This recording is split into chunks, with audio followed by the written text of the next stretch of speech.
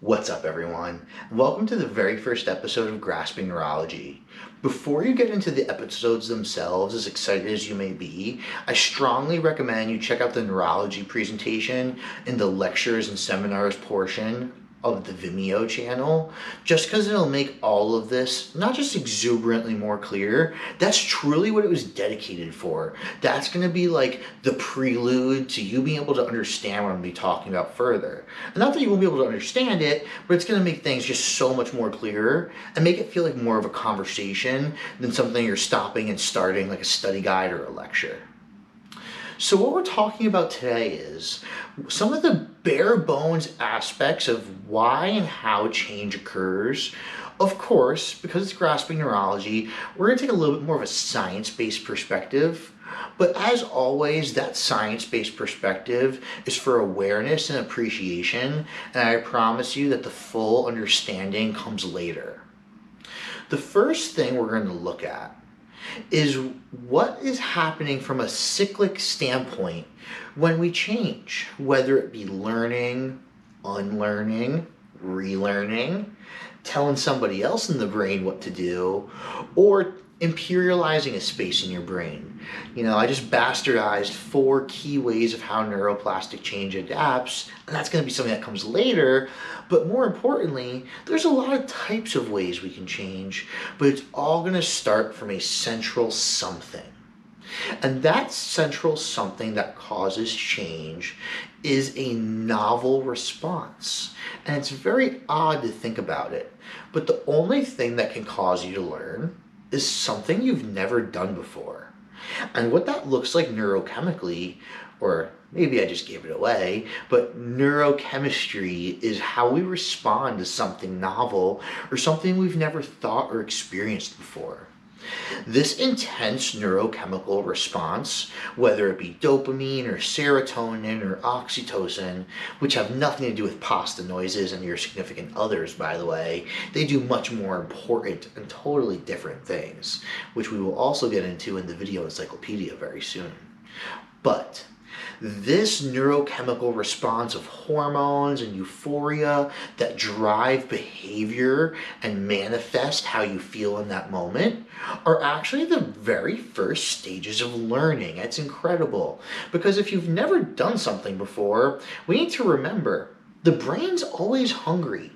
The only thing that stops cognitive decline is learning, and you can quote me on that. Cognitive decline is a regression closer to atrophy and death of the brain from a self-inflicted standpoint from not learning than it ever was to a disease. It's very true when you look at it. And I'm just trying to highlight the points of why this matters. So, from the cyclic perspective and this neurochemical response, what is going to really start to happen is we get these neurons involved with whatever it may be, what we're going to call red hot.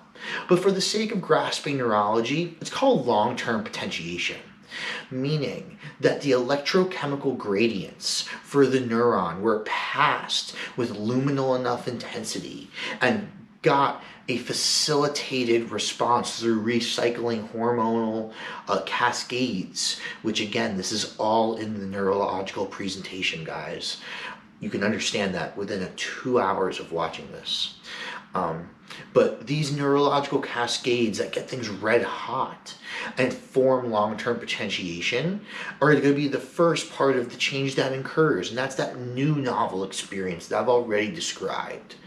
What happens thereafter is some type of positive affirmation, either from yourself that's shared with the culture, or the exact opposite, something very negative that conflicts. Regardless of what it is, if it's extreme and supported enough in that extreme, you will take the second step into learning. Once you've made these first 2 steps ever on anything, you have now made a long-term change. And that brings us to the title, and actually near the end of the video, because I don't want to get too deep, although I've already kind of exposed you guys to a lot. There is no such thing as nothing. Like I said already, our brain's hungry. It's constantly looking for stimuli. Our entire nervous system is set up to not just intervene with ourselves, but intervene with the world around us as well, conglomerate that data together and do something about it.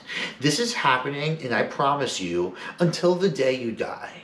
If you take that a little bit personally in the right way, saying that the old dog that couldn't learn new tricks never existed, he was just under facilitated. You can do whatever you want, but also realize that means when you dip your toes into something you shouldn't be doing, especially if that goes well, it's setting forth a cascade that is also now forever a part of you. It's a plight for personal integrity, as well as a plight for being aware of science. I hope you guys enjoyed this, and the next episode is going to be very cool.